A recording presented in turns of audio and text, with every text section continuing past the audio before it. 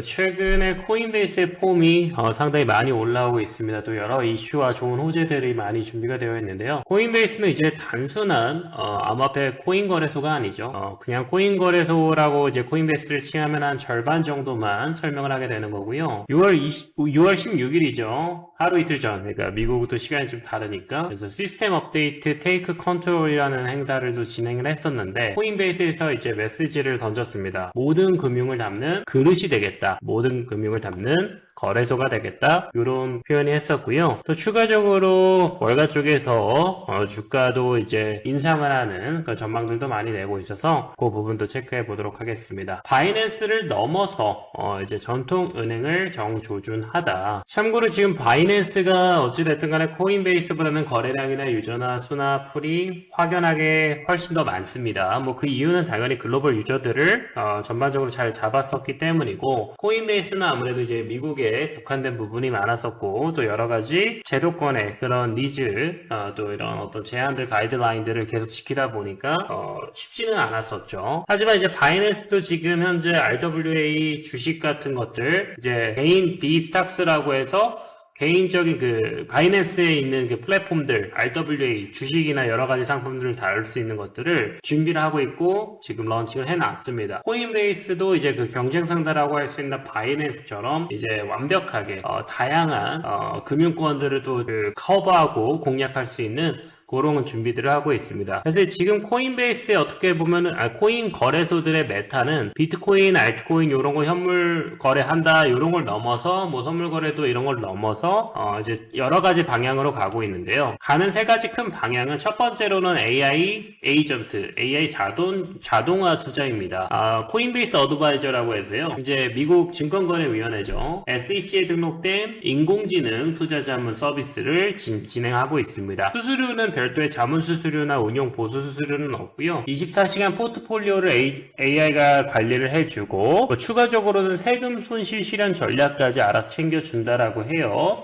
뭐 우리나라도 그런 게 있죠. 그런 게 맞춰서 또 연말에 또 미국 주식 손실분을 최대한 매도를 했다가 다음날 또 다시 저점에서 매수하는 그런 전략들 같은 걸 제시해주는 것 같습니다. 또 다른 거는 뭐 어드바이저를 넘어서 제일 중요한 건 이 에이전트 요거 같은데요. 코인베이스 for Agent라는 서비스입니다. 요거는 좀 참신하고 진짜 기대됩니다. 앞으로 또 다른 플랫폼이나 우리나라 증권가에서도 이런 것들이 많이 나올 것 같은데 상당히 좀 기대가 되고요. 어떤 거냐 하면은 이제 뭐 챗GPT나 클로드 같은 AI 프로덕트를 직접 이 코인베이스에 연결합니다. 실제 챗GPT 클로드요. 그래서 가드레일 기반의 자동 거래를 완성을 하게 되는데, 이 가드레일이라고 하면 차 운전할 때 안전장치 아시죠? 그거랑 같은 겁니다. 그래서 안전장치만 이제 설정을 딱 해두면은 그 뒤에부터는 이제 AI가 거래에 맞춰서 또 가이드에 맞춰서 그 유저들의 니즈에 맞춰서 매매를 해줍니다. 우리가 잠든 사이에도 24시간 AI가 자동화 투자를 할 수 있게 완벽 실행을 해주는 코인베이스 for Agent가 현재 실행이 되고 있습니다. 전통 금융에 대한 흡수에 대한 그 물량들도 늘어나고 있어요. 특히나 토커나이즈드 스탁스라고 해서 지금 요거는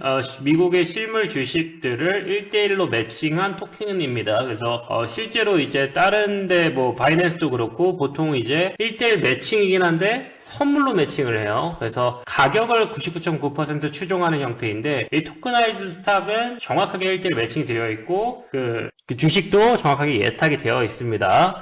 그래서 실제로 주식을 가지고 있는 거기 때문에 배당금도 나오면 그 배당금을 또 온체인 형태로 전달을 해주고요. 또 좋은 거는 이제 그 나스닥이나 이런데 시간의 통제를 받지 않기 때문에 24시간 거래가 가능하죠. 그래서 상당히 토커나이즈 스탁, 이거는 찐으로 인수하는 겁니다. 다른 크립토나 하이퍼리퀴드에서 하는 것도 다 퍼페추얼이에요. 선물이에요. 그래서 이거는 찐이다. 그리고 프리-IPO 또 테마에 대한 선물, 이것도 지금 현재 가장 큰 이쪽 분야의 장점인데, 오픈 AI 같은 비상장 주식들 거래 평가받고 제대로 거래 전에 일반적인 리테일 투자자들은 들어갈 수조차 없잖아요. 근데 이제 오픈 AI나 뭐 클로드의 엔트로픽 같은 거 지금 비상장 주식들 코인 거래소 통해서 거래가 미리 사전에 가능하고, 대략적인 공모가 이런 것들은 있겠지만은 항상 이 공모가랑 시장가의 갭이 크거든요. 근데 미리 그 거래를 유동성을 좀 거래할 수 있게 유동성 해주면 사실 시장에서도 큰 왜곡들이 상장 첫날에 안 나오고 이런 것들은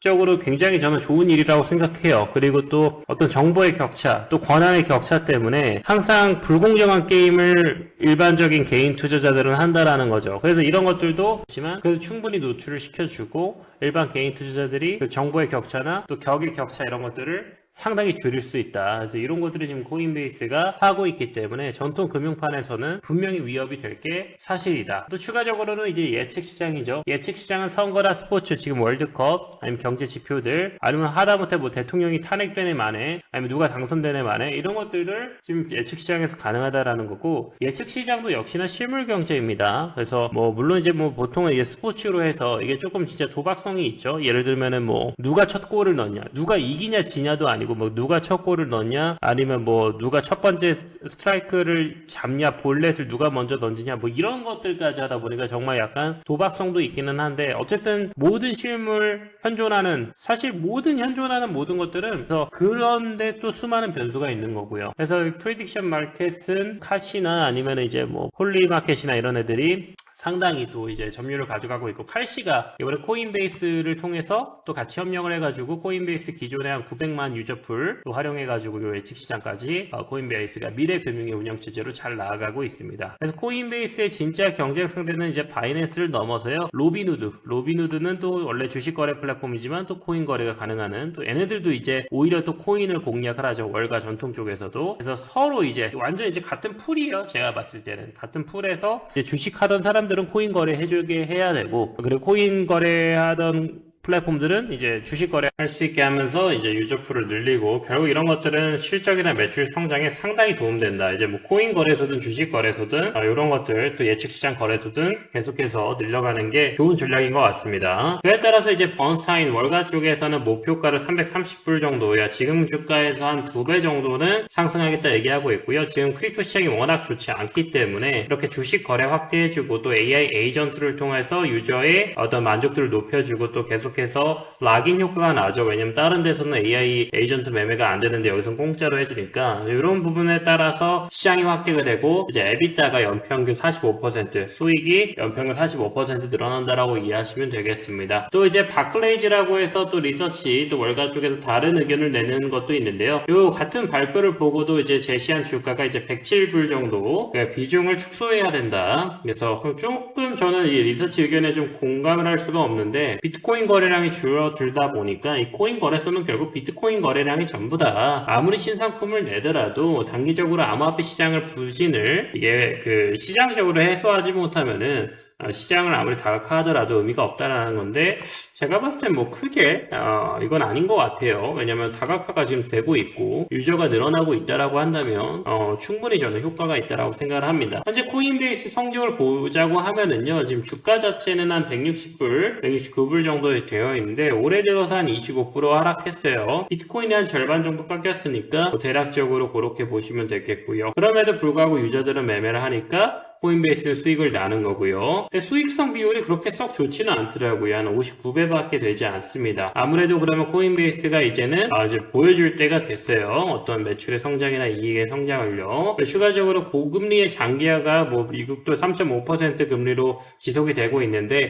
오늘 이제 그 케빈 워시가 새벽에 3.5% 동결을 해서 오히려 시장에서 반응을 더 좋게 보더라고요. 워낙 큰 매파인 줄 알았는데 이 정도만 되더라도 시장의 반응이 그렇게 썩 나쁘지 않아서 충분히 저는 시장 다각화를 통해서 기성금융 유저들 많이 가져오게 되면은 코인베이스가 앞으로 또 맞는 거래소라는 장기 비전 속에서 지금 이렇게 또 주가가 빠지는 것은 큰 매수의 기회가 되지 않을까. 또 미국에서 규제나 이런 걸로 잘 지켜가지고 어떤 그 탑티어로서의 그 프리미엄을 저는 줘야 된다라고 생각하거든요. 코인 거래량의 의존도를 이제 많이 낮춰가고 있고, 또 코인 거래량이 좋아지면 또 그에 따라 수혜는 100% 보는 거니까 저는 다 좋아질 거라고 보고 있습니다. 그래서 이제 이렇게 코인베이스 포함해서 여러 가지 이제 코인 거래소들의 진화들을 여러분들 실시간을 좀 목격하고 계신데, 또 뭐 바이낸스도 그렇지만은 앞으로 또 크립토, 또 이렇게 기성금융으로 돈들이 많이 몰리게 되면은 크립토 시장에도 유동성이 크게 들어오고 당연히 더 좋아질 거라고 보고 있습니다. 추가적인 실시간 트레이딩 아이디어들은 제가 텔레그램 통해서 또 공개해드리고 있으니까 텔레그램도 입장하셔가지고 도움 받으시길 바라겠습니다.